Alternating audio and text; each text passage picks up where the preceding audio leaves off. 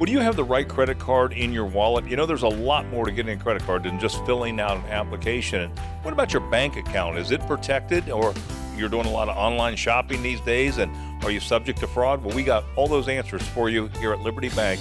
Laura Stimmel told us more. Well, Laura, good to have you and Liberty National Bank on the show. Thanks for having us. And this week we're talking about protecting yourself. And of course, a great place to start is the bank. So let's talk about credit cards and some tips about getting a credit card and protecting yourself from fraud. Great, thanks. I think those are great questions.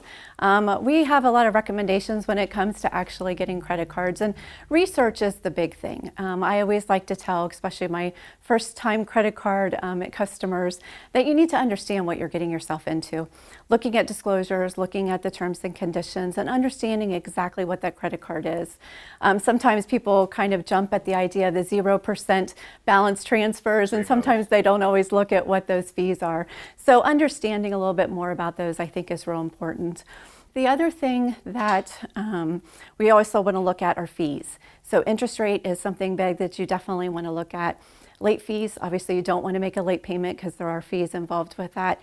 And balance transfer fees, as well as making sure you know when your payments are due. Now does banks limit your liability on a credit card in case your fraud does enter into this? There are some that, yes, a lot of times it's $50. And that's why they ask you to use like a Visa or something so that you can protect yourself. Well, I know in the digital world, of course, it seems like, of course, with the pandemic, that's where we're all living right now and doing a lot of online ordering and things like that. What about fraud there? Again, it's just that idea of not using the public Wi-Fi. That's a piece of it. You know, scammers are out there right now, and they're trying to get your information, whether it's through a text message, whether it's through an email, even a phone call, or even snail mail. They're trying to get that information from you so that they can actually get into your accounts. Well, great information, Laura. Give us some contact information. Yes, our website is myliberty.bank.